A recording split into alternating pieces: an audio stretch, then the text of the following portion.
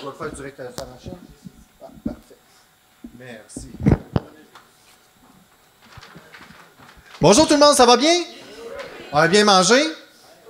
Je voudrais juste faire un petit coucou à André aussi. On pense à toi, là, André Fauteux.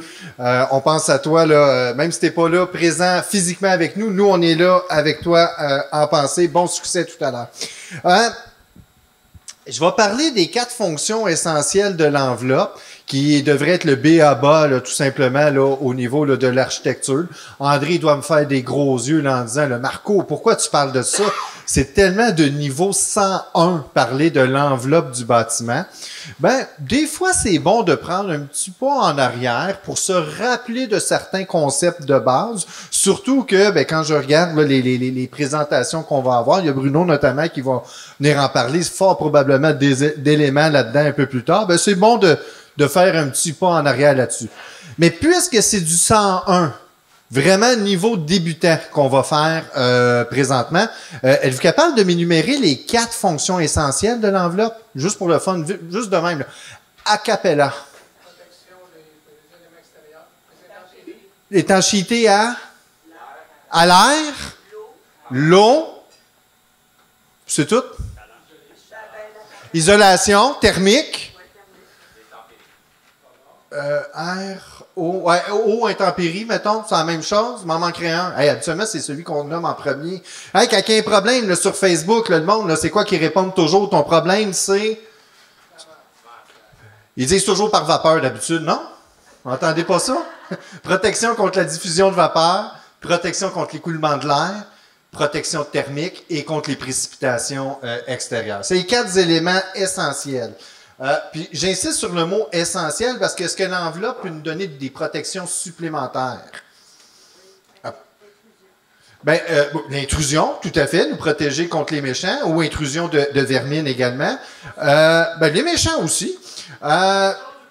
Le bruit, une protection acoustique, c'est pas obligatoire pour la durée de vie du bâtiment, mais pour le confort des occupants, c'est essentiel par contre. Je pourrais avoir une protection au niveau incendie, une protection contre le feu dans les façades de rayonnement.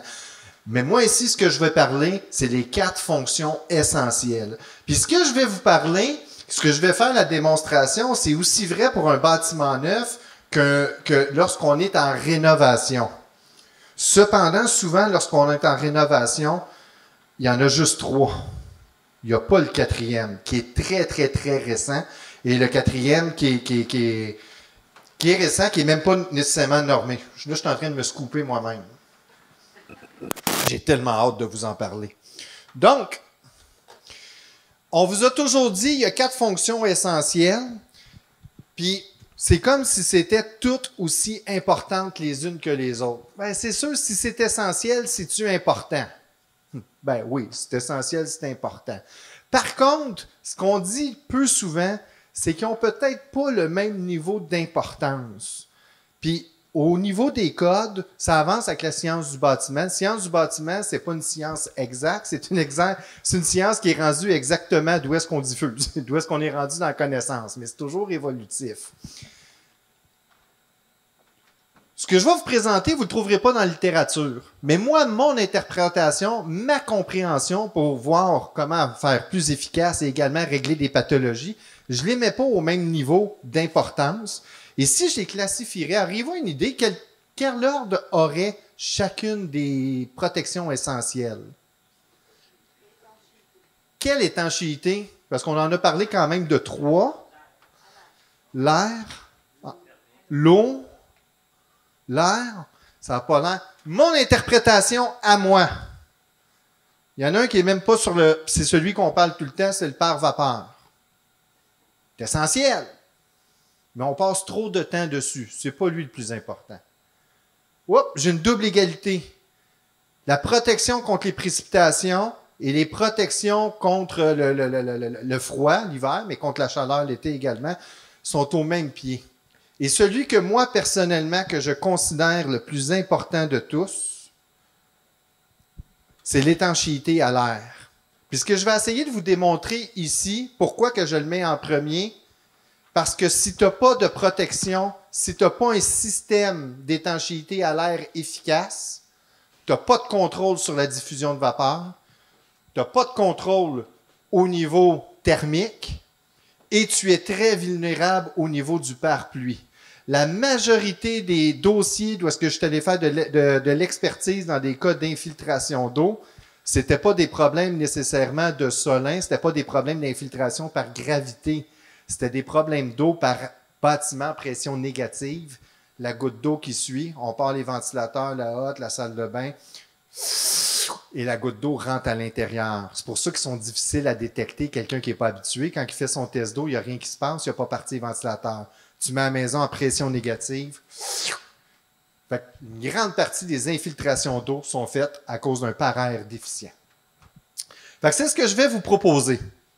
Dans ce temps que je vous ai dit ça, il va falloir que j'appuie un peu mes affaires parce que je ne pense pas que vous avez déjà entendu ça présenté de cette façon-là. Première chose, la nature est constamment à la recherche d'équilibre. S'il fait chaud d'un côté, il fait froid de l'autre côté, ben, l'énergie va vouloir s'équilibrer, c'est-à-dire la chaleur va s'écouler vers la zone plus froide. Hein? Oublions pas, hein, le froid n'existe pas. C'est un concept qu'on s'est développé. Le froid, c'est quoi? C'est une absence totale de chaleur qui, elle, est de l'énergie. Fait que c'est toujours le chaud vers le froid. Si j'ai une pièce, une surface qui est un volume qui est en pression négative, qui a une moins grosse pression d'air qu'une partie qui a une plus grosse pression d'air, c'est-à-dire, j'ai le local ici, j'ai du vent qui pousse sur mon mur, ben, la partie avec la haute pression va vouloir rentrer dans ma partie à basse pression. Mouvement d'air. On veut avoir un équilibre. Même chose au niveau de l'humidité. Si j'ai une pièce qui est humide, une pièce adjacente qui est plus sèche, l'humidité, naturellement, va vouloir s'équilibrer et va vouloir migrer de l'autre côté. Donc, l'hiver, si ma maison est à 60% d'humidité, à l'extérieur, j'étais à 20% d'humidité, naturellement, la vapeur d'eau va vouloir migrer à l'extérieur pour s'équilibrer. Puis là, il m'en manque un, c'est lequel? J'ai parlé de la chaleur, j'ai parlé de l'air, j'ai parlé du pare-vapeur. Puis les précipitations, ben, c'est pas le sec qui va vers le mouillé, hein, on comprend, c'est toujours le mouillé qui se déplace vers le sec. Le sec, c'est quoi? C'est une absence totale de mouillé. Fait que c'est l'équilibre qui est toujours recherché dans la nature. Je vais parler du premier concept, l'écoulement de la vapeur. Il y a un nom très précis. Bien nommer les choses, c'est déjà une bonne façon de bien les comprendre. Et mal nommer les choses, ben, c'est souvent la source de mal exécuter des détails.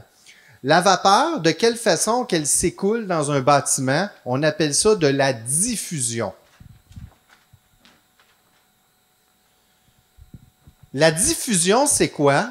C'est la propriété des gouttes d'eau de traverser les matériaux.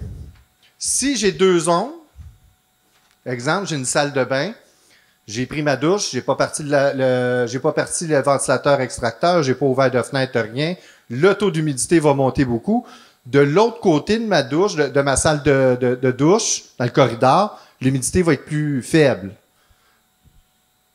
La nature veut s'équilibrer. Le surplus d'humidité dans ma salle de douche va vouloir naturellement migrer dans la partie plus sèche. Et ce phénomène-là, ça va se faire au travers des matériaux. On appelle ça la diffusion. La diffusion, je pourrais comparer ça. Connaissez-vous Casper, le gentil petit fantôme? Ouais, il est cool, lui. Casper, le gentil petit fantôme, quand il va aller dehors, par où qu'il passe? Est-ce qu'il passe par une porte? Est-ce qu'il passe par une fenêtre? Par le trou de la serrure? Par où qu'il passe, Casper, le gentil petit fantôme? Il passe à travers le mur. Il passe carrément à travers des matériaux. Je ne sais pas si vous le savez, mais il y a moyen d'empêcher les fantômes de traverser les murs. C'est vrai, ça. C'est tout documenté, madame. Je suis pas ici pour faire un fou de moi là. Je sais pas si vous le savez, si vous mettez une feuille de plomb, les fantômes ne peuvent pas traverser les feuilles de plomb. Fait que si vous avez un spectre qui vit chez vous, bon, s'il y a un fantôme chez vous, d'après moi, c'est vous qui habitez chez eux. En tout cas, d'après moi, il est là plus longtemps que vous. Ceci étant dit, vous pouvez l'emboîter dans un coffre en plomb, semblerait-il qu'il ne traverse pas. Ben, la vapeur aussi a un matériau qui a cette propriété-là de pouvoir le garder d'un certain côté. Puis c'est ce qu'on va appeler les matériaux par vapeur. C'est des matériaux dans lesquels les espaces sont tellement serrés que la vapeur n'est pas capable de passer au travers. Si je vous fais un exemple. Mettons que je veux faire passer des grains de roche, du granulat. Puis, je vais les faire passer à travers une clôture frost, une clôture qui est grillagée. Est-ce que les grains de roche vont passer facilement ou tranquillement au travers? Et si je prends des mailles plus fines dans ma clôture de roche, je rajoute des broches dedans au milieu, elle va-tu passer plus vite, moins vite ou... Fait qu'au fur et à mesure que je rapetisse mes ouvertures, mes pores à l'intérieur du matériau, de plus en plus, ils résistent au passage de mes gravillons, et c'est la même chose au niveau de la vapeur d'eau. Donc, certains matériaux laissent passer beaucoup de vapeur d'eau, et d'autres matériaux vont en laisser passer beaucoup moins, voire presque pas. Un exemple de même, un pad de laine, ça laisse-tu passer beaucoup d'humidité ou pas beaucoup? Ça ne résiste pas bien gros, en fait. OK? Puis si je prends exemple une vitre. Donc, le pad de laine permet beaucoup de passage d'humidité, une vitre moins. Ça, c'est des caractéristiques. C'est pas un défaut, c'est pas une qualité. Des fois, je veux des matériaux qui laissent passer beaucoup d'humidité, puis des fois, je veux pas. Puis il y a des fois, je m'en fous. Exemple, mon comptoir de cuisine. Je m'en fous. Donc, c'est une caractéristique. Ce qui sert à empêcher la diffusion, passer à travers des matériaux, on va utiliser un pare-vapeur. La vitesse à laquelle l'humidité va se diffuser va dépendre de deux facteurs. Le premier facteur, c'est la perméance à l'air, la perméance à la vapeur d'eau des matériaux, la grosseur des pores, si vous voulez. Puis la deuxième, c'est la différence d'humidité entre deux zones. Si j'ai une zone qui est à 45 % d'humidité, l'autre zone à côté est à 55, je n'ai pas un gros écart, ça ira pas très, très vite. Si j'en ai une à 20 %, l'autre est à 80, l'écart est beaucoup plus vite et beaucoup élevé, ça va aller plus vite. Je vais vous le montrer comme il faut. On va faire un petit test pour vérifier ça. Je vais prendre un matériau, je ne sais pas si vous le connaissez, du polyolefine. Vous avez peut-être déjà entendu parler de ça, là, c'est tout nouveau depuis 1983 au Canada. Si je vais voir sur sa fiche technique, perméance à la vapeur d'eau, des nanogrammes pascal seconde par mètre carré, je suis à 803 nanogrammes. Pour vous donner une idée, le code de construction va aller dire qu'un matériau que 60 nanogrammes et moins peut être considéré comme un pare-vapeur, puis ce qui a plus de 60 n'est pas considéré comme un pare-vapeur. Donc, à 803, est-ce que c'est un matériau qui est pare-vapeur ou pas? Normalement, Casper est capable de le passer. Je vais juste faire un petit retour sur ce que je viens de dire. Le code est dit 60. Honnêtement, utiliser un matériau que 59, c'est une idée bien brillante. Je pense pas. Puis de dire, mon matériau, je le considère pas comme un pare-vapeur parce qu'il est à 61 nanogrammes, mais il n'est pas au niveau du code, mais la goutte d'eau, elle ne sait pas que c'est 61. Là. Je veux juste dire, tu sais, c'est un ordre de grandeur. Le code nous met moi, personnellement, le minimum, là, on est à 45, 42 nanogrammes là, avant qu'on puisse parler là, au moins d'un frein vapeur. Donc, en théorie, Casper est supposé d'être capable de traverser Montaillevec très facilement. Je vais vous parler d'un autre matériau, peut-être que vous en avez déjà entendu parler, du polythène. Lui, si je regarde, la perméance à la vapeur d'eau, on est à 15 nanogrammes. Puis en passant, c'est bien moins que ça. Là, on est plus dans le 0,2 nanogrammes. Là. On est dans un super par vapeur pour de vrai. Fait que lui, normalement, il devrait être très difficile pour Casper de le traverser. On va essayer de quoi? Au-dessus de vous donner le punch, là, vous allez regarder de ce côté-ci. J'ai pris un Tyvek, j'ai pris un polythène, je l'ai mis au centre. Je vais monter le taux d'humidité dans une pièce, puis je vais mesurer qu'est-ce qui traverse de l'autre côté. Au fur et à mesure que le taux d'humidité monte ici, ça traverse l'autre bord. Lui, il va monter assez vite, assez haut. Ça monte vite. À peu près comme quand on remplit un F-150 à la tank. Oups, là, il commence à ralentir. Pourquoi? Je suis rendu juste à 10% d'écart d'humidité. Plus que je suis proche, moins que c'est vite. Ah oui, en passant ici, qu'est-ce qui se passe? Ah, rien. Tyvek perméable, la vapeur traverse très rapidement. Polythène, c'est un pare-vapeur. Il n'y a pas de diffusion. Il y en a en fait très peu qui va se passer au travers. Là, en passant, là, ma pression d'humidité est à 83%. Si ta pression d'humidité à l'intérieur de ta maison est à 83%, c'est pas ton pare-vapeur qui est le problème. Appelle le plombier. C'est sûr qu'il y a quelque chose qui coule en quelque part depuis longtemps et tout le temps. En passant, vous avez le temps. Là, ici, ça fait 11 heures, ça fait 12 heures. Ici, rien passé. Ici, j'ai quasiment mon point d'équilibre entre les deux. OK, ça, c'était évident. Je pense que personne n'est tombé à terre en voyant ça. Casper passe au travail des matériaux. Tyvek vient de me le montrer. Il a passé très facilement. Il n'y a pas de trou dans mon Tyvek. Il est parfaitement bien installé. Il a passé au travers. Maintenant, s'il n'est pas continu, mon pare-vapeur, qu'est-ce qui va se passer? Ici, je vais me faire un chevauchement de 4 pouces, 100 mm. Puis ici, j'ai 1, 2, 3, 4, 5... Je pense qu'il y en a un autre là, on le voit mal. 6 trous. C'est des trous là, faits avec des clous 12D là, puis qu'on n'a pas réparés. On va regarder ce qui va se passer.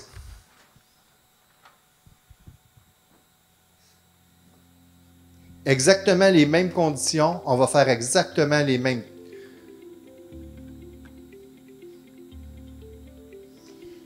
Donc ici, c'est mon chevauché. L'autre côté, c'est mon percé.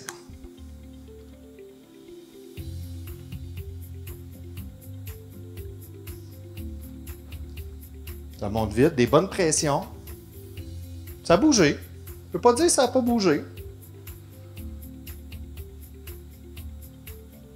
Ça a bougé. Ça fait 4 heures. 87% d'humidité d'un bord, 83% de l'autre. Fait 7 heures. Chez vous, c'est quoi le pourcentage d'humidité d'habitude? Hein? Peut-être un 50? Un petit peu en bas? Fait que la pression est moins forte, là. Elle est solide, là. Elle est solide, là, la pression qu'on y met.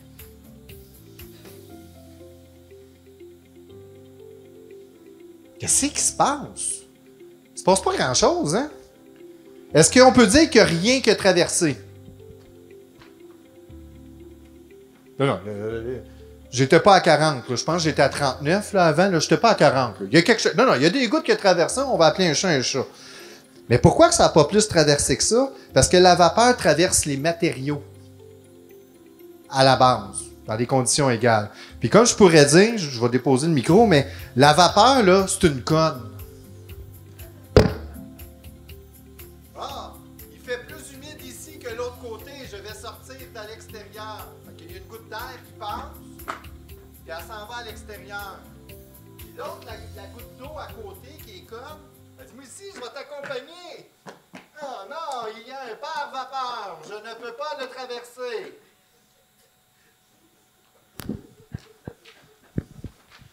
Ouais, j'ai une carte de l'Union des artistes, ça paraît, hein, je suis capable d'interpréter une goutte de vapeur d'eau dans l'air. Mais c'est aussi niaiseux que ça. C'est pour ça que d'ailleurs, quand vous ouvrez la fenêtre de salle de bain, la vapeur, elle ne sort pas toute dehors. Il y a de la vapeur qui sort à l'extérieur, c'est ce qui est vis-à-vis la fenêtre.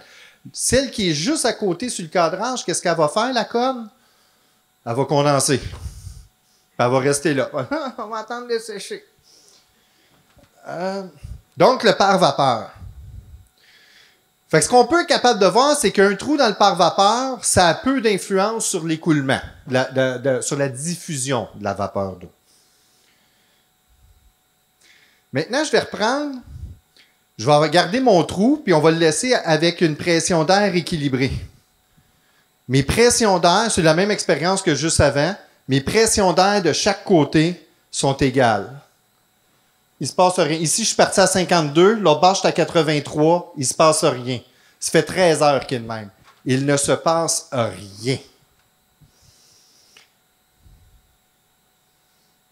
Maintenant, ce que je vais faire, je vais créer une différence de pression entre les deux zones.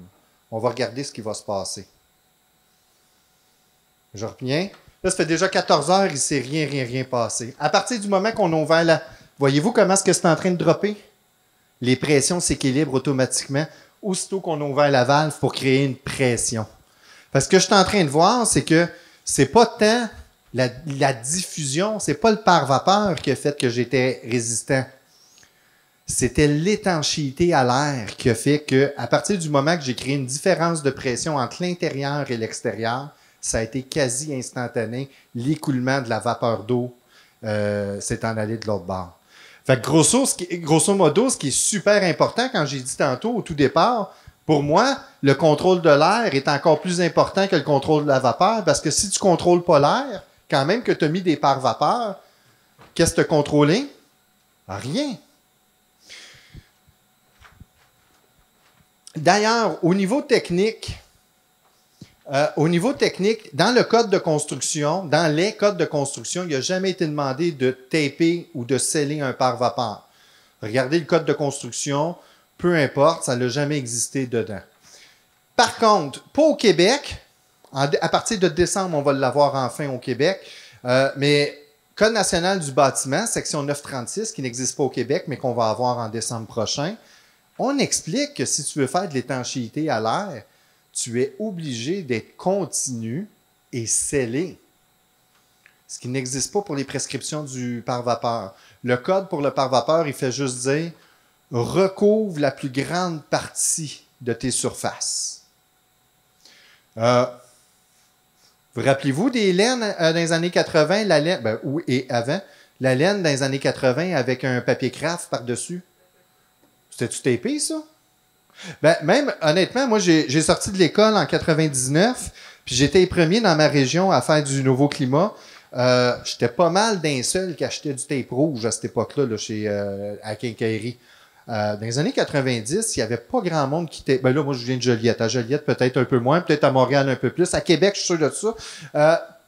Victoriaville, Drummondville, M. Bourassa, fin des années 90, le tape rouge, t'es-tu déjà pas pire ou pas? Ça commençait. Ouais, mais il y avait un pionnier qui était déjà, qui poussait ça, là, déjà, là, à ce moment-là. Mais ça fait pas si longtemps que ça qu'on porte une attention à ces détails-là. Pardon?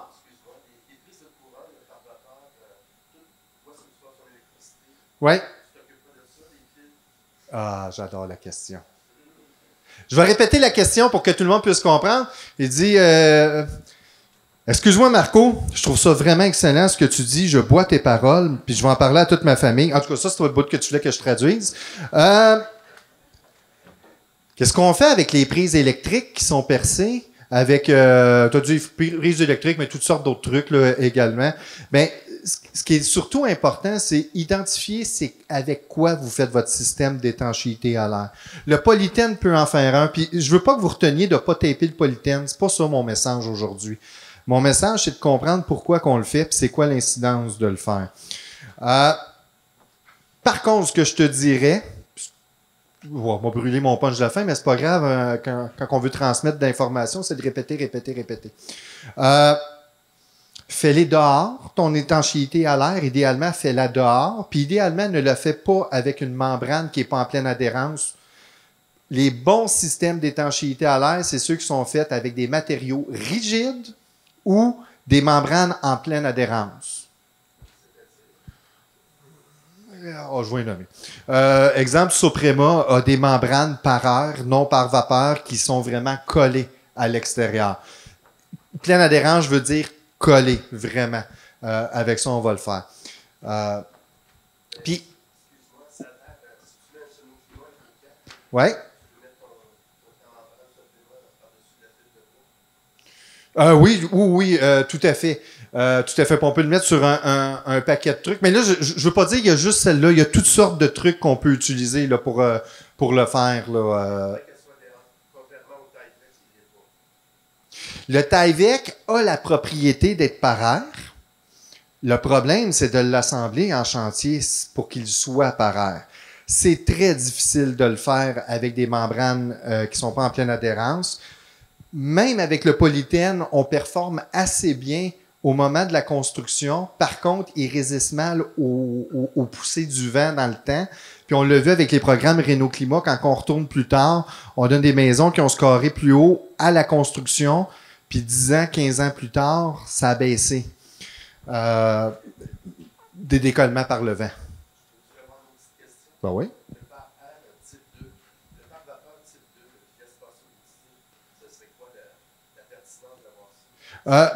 On n'a plus ça maintenant au Québec. Je ne veux pas vous réveiller, là, mais par vapeur type 1, type 2, c'était dans le règlement d'économie d'énergie de 1983.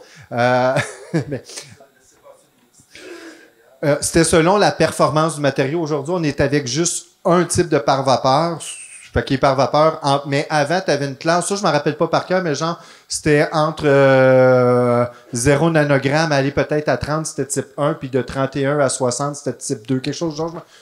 C'est probablement pas ça les chiffres. Aujourd'hui, ce que vous allez entendre, par exemple, vous allez entendre parler de frein vapeur et non de par-vapeur. Puis là, on va plutôt être avec des matériaux qui vont être avec une perméance de 42 nanogrammes. Puis ce qu'on appelle les membranes intelligentes, là, à ce moment-là aussi, également, qu'on va entendre parler de plus en plus. C'est super intéressant, mais pas dans le contenu de la présentation. Mais on en jasera après, par exemple. Maintenant, par contre, parce que on a souvent de la misère à visualiser. Si je prends un polythène qui fait seulement de l'étanchéité, pas de l'étanchéité, mais qui protège contre la diffusion, puis je le place à l'intérieur, comment ça se fait qu'il n'y aura pas d'humidité qui va aller migrer dans mon mur?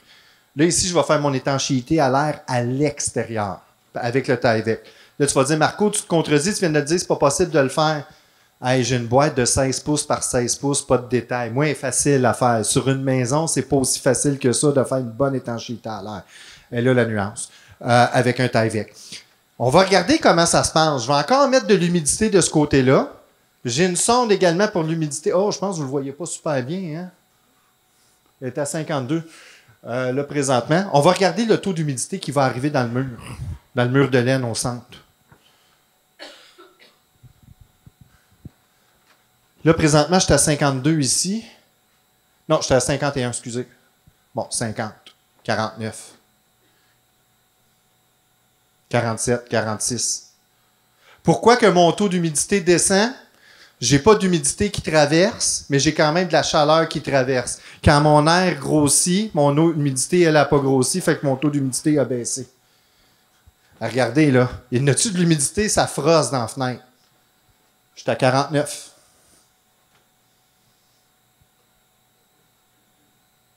Ici, j'étais à 50. Là, j'étais à 50. 84 de pression. Il n'y a rien qui va de l'autre côté. Pourquoi? Ma pression d'air ici et ma pression d'air ici est identique. Il est simplement là le secret. Si je perce mon par-air à l'extérieur, qu'est-ce qui va se passer? Écoulement de l'air total dans l'enveloppe. En amenant toute l'humidité, tout l'excès d'humidité. Fait que ce qui est important, l'air va transporter beaucoup plus d'humidité que tout simplement la diffusion. Puis je vais revenir avec ma salle de bain de tantôt. C'est quoi le meilleur truc pour baisser le taux d'humidité à l'intérieur de la salle de bain? C'est-tu d'ouvrir la fenêtre ou de partir le ventilateur? Pourquoi? Parce que l'humidité, c'est par l'écoulement de l'air qu'elle va sortir. Fait que c'est pour ça que je viens préciser la différence entre par-vapeur et par-air, parce que ça se peut que ce soit la chose à faire de taper le polythène. On allait faire le lapsus. Ça se peut que ce soit la chose à faire. Mais si tu fais ça, c'est parce que ton polythène sert à la fois de par-vapeur et de par-air. Ce qui est correct. Moi, je trouve que c'est la moins bonne des façons qui marche. Elle marche, mais c'est la moins bonne des façons. Mais c'est pour ça que tu vas aller le taper à ce moment-là. Puis même c'est drôle parce que l'industrie emmène de la confusion là-dessus. Hein. Vous rappelez-vous le débat du tape rouge puis du tape bleu, c'est lequel qu'on utilise? Puis là, qu'est-ce que ça disait? Là, faut que tu prennes du tape bleu. Pourquoi fallait que tu prennes du tape bleu? Si c'était sur un par-vapeur. Puis en plus de ça, il disait c'est le seul tape qui est homologué pour les pare-vapeurs au Canada. Oui, c'est sûr, parce qu'il n'y a aucune exigence de taper des pare-vapeurs au Canada, donc personne d'autre a été assez marketing pour aller le faire homologuer là-dessus. Mais en plus de ça, quand tu prenais la fiche technique du rouge et du bleu, tu pouvais lire que les deux avaient exactement la même perméabilité à l'air, à la vapeur, de 4,3 nanogrammes. Là, si vous retournez, vous allez voir que le bleu, il est plus pareil, le chiffre, parce que là, il y en a qui ont réalisé, ils ont lu les fiches techniques, ils ont vu que c'était exactement la même affaire. Le rouge est resté en nanogrammes et ils ont mis le bleu en perms.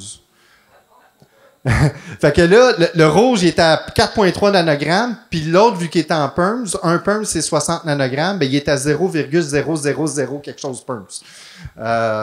Vive le marketing. Ils comptent pas de menterie, mais ils font juste jouer avec les mots un peu. Pas bien compliqué. Allez, marquez sur Google Tuck tape rouge, fiche technique, Tuck tape bleu, fiche technique. Ils sont-ils pareils, les deux tapes? Ils sont pas pareils, les deux, par contre. Le bleu est plus épais, 33% plus épais, et la colle est différente. Dans le fond, ils l'ont développé pour avoir une meilleure adhérence sur le polyéthylène, surtout les polyéthylènes qui sont huileux un petit peu. Fait qu'ils sont pas pareils. Fait que là, dans le fond, il n'aurait pas fallu qu'ils disent qu'il est pour les pare-vapeurs. Il aurait dû dire qu'il est développé pour avoir une meilleure adhérence sur les polyéthylènes. Mais en passant, le rouge, si tu prends un rouleau Maroufleur, il colle mieux que le bleu, pas de rouleau Maroufleur. Fait que le rouge bien installé va mieux que le bleu installé méthode chantier. Oui, Jonathan? Ça revient à dire, tu appliques un ruban adhésif sur une paroi molle. Il faut que tu sois vis-à-vis de tes éléments. Un paraire matériau rigide ou membrane en pleine adhérence. C'est pas une exigence du code, là. Ça, c'est une meilleure pratique recommandée par la salle. Oui, Bruno? C'est à peu près la même chose. Comme entrepreneur, je préfère le blanc parce qu'il laisse moins de spots sur les fenêtres quand on l'enlève. Un inspecteur va préférer le rouge parce qu'il voit sans débarquer de son auto. Essentiellement, là. Puis tu peux écrire l'adresse aussi pour les livraisons de matériaux avec le rouge, ils vont le voir de la rue. Mais en dehors de ça. Mais. Oh mon Dieu. Là, je veux faire attention, c'est filmé. Fait que je vais le dire très, très, très plein de douceur. C'est des rubans qui ont rendu beaucoup de services à l'industrie, mais c'est les rubans d'acrylique de première génération. Moi, au bureau, je n'utilise plus un Commodore VIC-20. Ils sont pas assez larges, sont trop cassantes. C'était super bon, mais on est rendu ailleurs. Et puis, je ne suis pas gêné de le dire parce que même eux ont développé une nouvelle génération de rubans acryliques. Toutes les petites membranes acryliques, là, c'est toutes les derniers iPhones des vieux Nokia là, qu'on avait là, à l'époque. C'est les nouvelles générations. Fait qu'on on les a encore, mais c'est peut-être pas les matériaux à privilégier. Oui? Moi, j'appelle les TI, puis ils m'en fournissent un, puis là, je ne l'aime pas, celui qui m'ont fourni la semaine passée. Les rubans d'acrylique, je les aime beaucoup, beaucoup, beaucoup. Super belle maudit. On en rejasera en dehors de la caméra. Mais les rubans d'acrylique, là, je les aime toutes. Là, en partant, là, je les aime toutes. Ça dépend des matériaux. Mais, puis, toutes les membranes, ça prend un rouleau Maroufleur. C'est ça qui est important. Fait que regardez les menuisiers dans leur pouch, est-ce qu'ils ont un rouleau Maroufleur? Puis l'affaire là-dessus également, c'est plate, parce que quand tu t'en vas à Quincaillerie, tu t'en vas d'où est-ce que les membranes, tu vas avoir les membranes acryliques, les SBS, bitume modifié, puis il va y avoir plein de sortes d'après. Puis là, tu es sûr, même si tu t'en vas à la caisse, il va te dire, tu n'as pas ton après, ça te prend ton après. Lisez les fiches techniques. L'après est recommandé si ta surface est sale, s'il fait en bas de 5 degrés. Par contre, il est marqué le rouleau Maroufleur est obligatoire. Je ne vois pas de rouleau Maroufleur, mais j'en vois de la bavure de primer. Mais c'est pas ça qui est le plus important, c'est le rouleau Maroufleur. Mais pourquoi? Parce que les compagnies qui font l'après, qui font les membranes, ils font la membrane, ils font l'après, mais ils ne fabriquent pas de rouleau Maroufleur. Fait que quand ils sont avec l'acheteur de la quincaillerie, il dit « Avec ça, tu achètes ça. Tu peux m'acheter des coins de plastique orange. Il n'y a pas de problème avec ça. » Mais il ne dit pas que ça prend un rouleau maroufleur. Je vais revenir un peu à ma présentation, parce que j'ai un sujet aussi à présenter. C'est pas grave, j'aime ça. Qu'est-ce que nous, on préconise? C'est vraiment de faire l'étanchéité à l'air par l'extérieur, avec des matériaux rigides. Le matériau ne m'intéresse pas en tant que tel. Là, ici, dans mon exemple, j'ai pris un polystyrène extrudé. Mais ça pourrait être un paquet d'autres matériaux. C'est pas ça qui est important. Ce qui est important, par exemple, c'est au niveau des détails. Si vous remarquez, ici, j'ai pas d'étaphome sous la lisse. Mon étaphome, je vais l'avoir mis dans le bas de ce livre de Rive. Puis je vais l'avoir mis également. Il y a d'autres méthodes de faire. Là. Ça, c'est la plus facile à faire. Puis j'en ai mis une autre bande d'étaphome ici sur la sablière dans le haut. À quoi va servir l'étaphome? Ça va être mon gasket, ma garniture d'étanchéité pour faire mon scellement à l'air. Également, fait que dans le bas, dans le haut, je vais aller sceller tous mes panneaux. En scellant tous mes panneaux, il vient de devenir isolant, par pluie, par air. Wow! Un matériau, 3 utilisations. Une installation, donc moins de risque d'erreur, moins de manipulation. Là, le détail qu'on a au plafond, je suis obligé de faire mon étanchéité à l'air à l'intérieur, parce qu'en dessous du bardeau, il est comme un peu trop tard. Je ne sais pas si vous avez remarqué, mais le monde, ils ont comme tendance à ventiler les entretoits. Fait que là, à ce moment-là, je vais le faire avec le polyéthylène. Ce que je vais faire, je vais venir mettre une garniture. Ben, ici, c'est du scellant acoustique, là, tout simplement, qui a été mis sur la pièce supérieure de ma sablière. Puis à ce moment-là, il va être continu. Le vent ne passera pas, l'air ne passera pas au travers du 2/6. Le bois est quand même étanche. Ce qui va être étanche, c'est les jonctions entre le bois. Mon joint entre les deux, je suis à l'intérieur de mon système par air. Ici, je suis complètement étanche à l'air à ce moment-là. Le détail est fait. Au niveau de la durée de vie également du bâtiment, c'est quand même intéressant de le faire par l'extérieur parce que à l'intérieur, vous rappelez tout le monde la scène fameuse de Martin Matt qui installe un support mural pour sa télé et qui cherche ses studs, probablement avec une mèche de 6 pouces. Parce que si le gyps n'est pas en arrière du... Si le stud n'est pas en arrière du gyps, il peut être 5 pouces plus loin, ça on le sait. Oui, il a réparé son gyps, mais est-ce qu'il a réparé son étanchéité à l'air? Mais même Martin Matt, quand il va aller poser son adresse, quand il va aller poser une boîte à mal à l'extérieur, il ne pensera peut-être pas à l'air, mais il va fort probablement penser aux infiltrations d'eau, par exemple. Fait qu'il va y aller beaucoup plus mollo à ce moment-là. Ben là, j'espère que je n'ai pas créé de problème. J'ai nommé Martin Matt 2-3 fois. Est-ce qu'il va avoir des problèmes de droit d'auteur d'aller redonner son nom? Fait que bref, faites à l'extérieur beaucoup plus simple en un seul coup. Puis, il y a une certaine logique également de le faire à l'extérieur. Tout le monde est déjà sorti dehors l'hiver, j'imagine. J'ai froid, je vais me mettre un chandail de laine. Parfait. J'ai plus froid, qu'est-ce que je vais mettre? Un deuxième chandail de laine. Si j'ai encore froid, qu'est-ce que je vais faire? À un moment donné, il m'a réalisé quelque chose, je vais faire quelque chose. Qu'est-ce que je vais faire? Je vais me rentrer en dedans. Je vais me mettre un coupe-vent. Puis mon coupe-vent, je vais le mettre où, lui? Par-dessus mon chandail ou en dessous de mes chandails? Je vais le mettre... Mais pourquoi dans les maisons? Pourquoi dans les maisons, je mets mon coupe-vent dedans? Pourquoi je ne le mets pas dehors? Garder une meilleure stabilité d'air également au niveau des cellules dans la laine. Puis je vous le dis, quand on dit mieux construire plus durable, de meilleure qualité, c'est pas vrai que ça coûte plus cher. Ça, c'en est un bon exemple. Parce que j'ai aucun matériau de plus à utiliser. Imaginez-vous tout le temps que je perdais à aller taper toutes les petites cochonneries de scellement qui ne marchent pas anyway, de toute façon. Ça coûte moins cher de le faire à l'extérieur.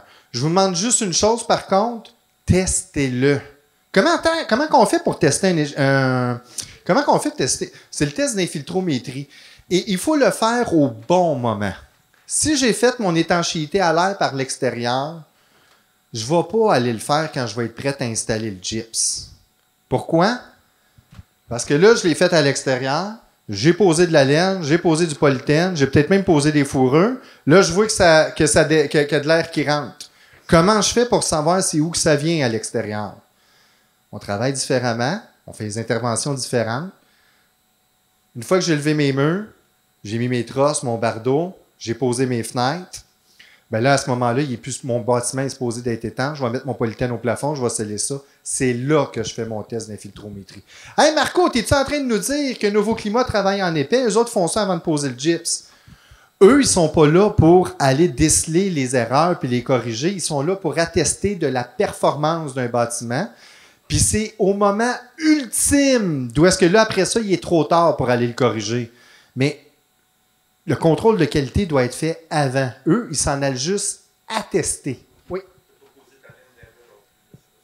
Non, ma laine n'est pas posée. Regarde, je vais même te le montrer. Fait que, test d'infiltrométrie. J'entends souvent dire, ouais, mais c'est bon de le faire à l'extérieur puis de taper à l'intérieur. Techniquement, il n'y a aucun problème à faire les deux. Mais tu ne peux pas tester les deux. Tu vas juste tester ton plus fort des deux. Fait que si tu le fais là, tu vas tester lequel? Tu vas tester ton polythène, qui est celui qui va le moins bien durer. Si tu veux être sûr, c'est le test d'infiltrométrie. Donc, on est à la maison avec le concept du mur parfait de la PCHQ. On est en train de faire... Je vais faire un pas en arrière. Ça, c'est un projet, c'est une autre conférence que j'ai, mais... tu étais là cette journée-là, je pense, Jonathan. Mur parfait de la PCHQ, c'est un concept qu'on a développé. Cavité complètement vide. C'est une structure en 2x4. L'isolant, le paraire, tout est à l'extérieur. Tout est dehors. Là, on fait un test d'infiltrométrie. Fait que vous voyez, ça, c'est mes 2x4. Maison conventionnelle, mettons, ça serait mes 2x6. Ça, c'est mon revêtement intermédiaire. Il est ici. Mon étanchéité à l'air est ici. On va faire un test d'étanchéité à l'air. Il n'y a pas de polythène, là. Donc, on est à la maison avec le concept du mur parfait de la PCHQ. On est en train de faire le test d'infiltrométrie. On dépressurise le bâtiment à 50 pascal pour voir s'il y a des infiltrations d'air notables. Moi, là, je parle beaucoup, mais Jonathan peut le dire, il était là, j'étais nerveux en maudit d'avoir les résultats. L'étanchéité parfaite n'est pas quelque chose qu'on atteint présentement dans l'industrie, mais par contre, je pense qu'on a quelque chose de pas vilain. J'ai bien hâte d'avoir les résultats. Si on remarque au niveau des murs, il n'y a pas de polythène, il n'y a pas de laine. On est prêt à installer le gyps si les résultats sont bons. En tout cas, j'ai hâte de voir qu'est-ce que ça a de l'air au niveau des résultats. 0.87. On est à 0.87 changements d'air à l'heure. Pour ceux qui sont habitués de faire de l'étanchéité à l'air, 0.87, ben ceux qui sont habitués, les gens comme Philippe et tout le kit, ils font déjà dehors. Ceux-là, 0.87, ça ne les impressionne pas. Mais pour vous situer un peu, Nouveau Climat 1, c'était 2,5 changements d'air à l'heure. Aujourd'hui, Nouveau Climat, c'est 1,5 changements d'air à l'heure. Puis si on s'en va dans du Passive House, on va être à 0,5 changements d'air à l'heure. Ce qui est merveilleux là-dedans, c'est que... Puis la moyenne au Québec, on l'a testé, la PCHQ, la moyenne au Québec, c'est 2,03 changements d'air à l'heure pour les maisons d'aujourd'hui. Une moyenne, hein, ça veut dire, est-ce que ça se peut qu'il y en ait un qui soit à 3? Oui, c'est une moyenne. Ceci étant dit, les gars, c'était la première fois qui faisaient un test d'infiltrométrie, fait qu'ils n'avaient aucune idée c'était quoi leur résultat dans la vraie vie. Deuxième élément, c'était la première fois qu'ils faisaient ça à l'extérieur, eux autres. Là. Et ils n'ont pas fait de choses de particulier.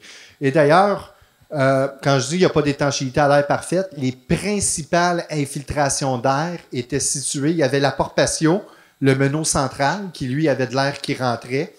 Il y avait également... c'était surtout dans le sous-sol. Elle avait même pas de scellement. Il y avait une fenêtre dans le sous-sol. Mais là, quand on a du corps, elle avait été corrigée, là, elle. Puis également, c'était vraiment tout ce qui traversait la dalle de béton.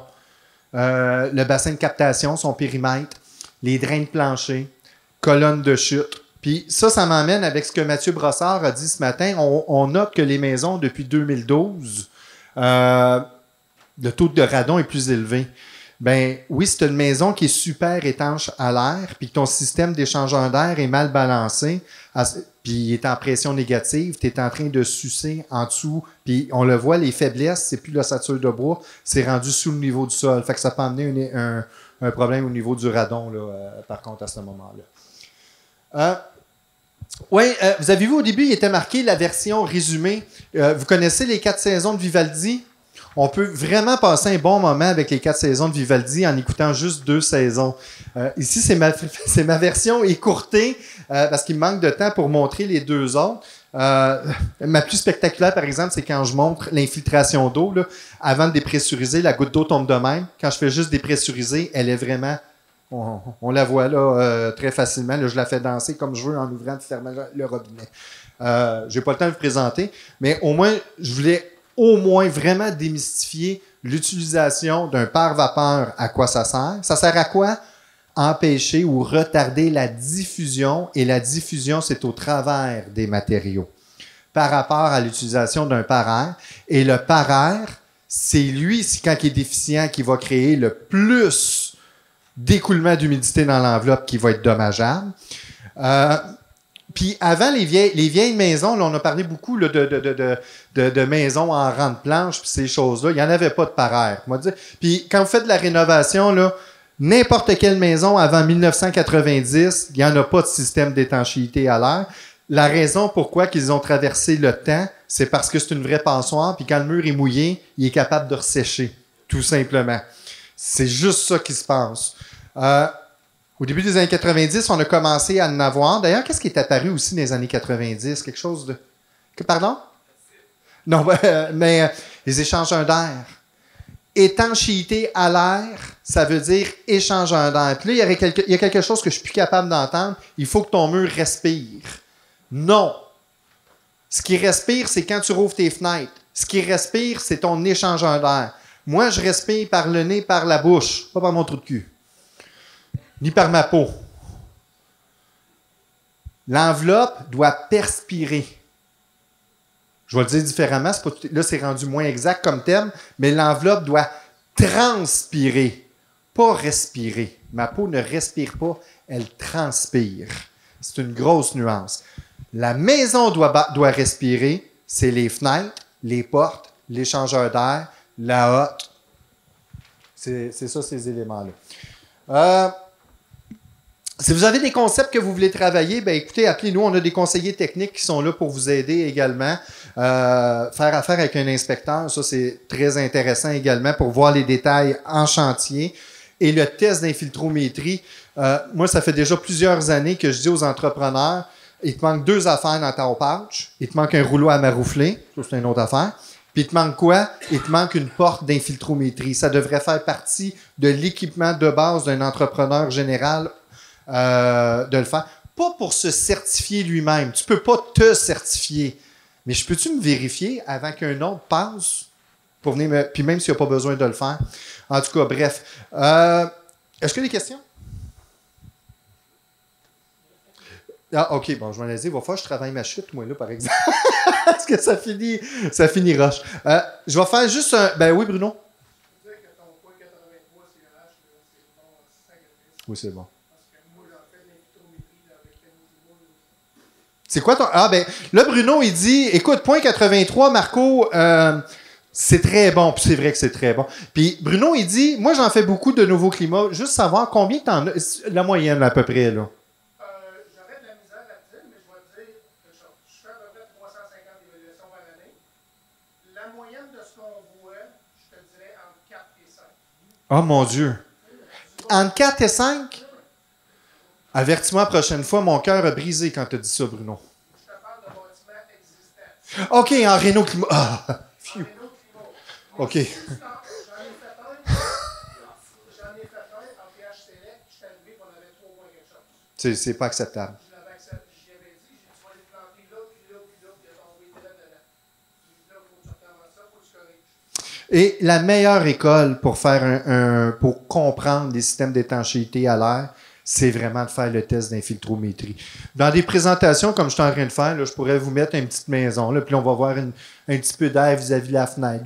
Non, c'est de le vivre puis de le voir, parce que quand on fait un test d'infiltrométrie, on le sent. On peut vraiment être chez... Oui, Bruno? Un truc, tu sais, il y en a qui font des choses boucanes, mais quand ils mettent de la boucane dans la maison, que tu vois, non, prends ta main, suis-moi, puis tu vas mettre ta main où je te dis. Là, tu dis à 50 pascal, c'est un vent de 33 km/h. Imagine qu'en hiver, c'est pas des 33, c'est des 50, 60.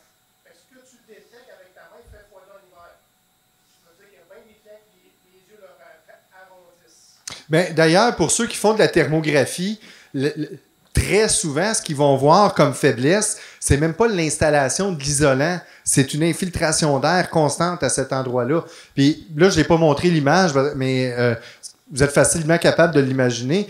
Au niveau, pour garder la chaleur, qu'est-ce qui est le plus important, l'isolant ou l'étanchéité à l'air? Ben écoutez, s'il y en a qui ont des abris Tempo, c'est un polythène essentiellement, là, c'est pas super isolé. Pourtant, le matin, tu le pars, le moteur est déjà chaud, la vitre n'a pas frosté, on a un bon équilibre. Ferme pas ta porte pour le fun. Il n'y a aucune utilité. Ça va être pareil comme s'il avait été dehors. Ben, tu n'auras pas besoin de déblayer à neige, là, mais il va être aussi froid. Alors que mon abri Tempo, si je prends mes tubulures d'acier, puis je mets juste de la laine, puis je ne serai pas cheap, je vais mettre de la comfort board à part de ça, de la laine de roche rigide. Il ne servira pas à grand-chose parce que l'air va passer au travers puis il ne gardera pas sa chaleur. Même pour le transfert thermique, si je n'ai pas un contrôle minimal de l'air, je contrôlerai. Je pense que vous êtes capable d'en témoigner, madame.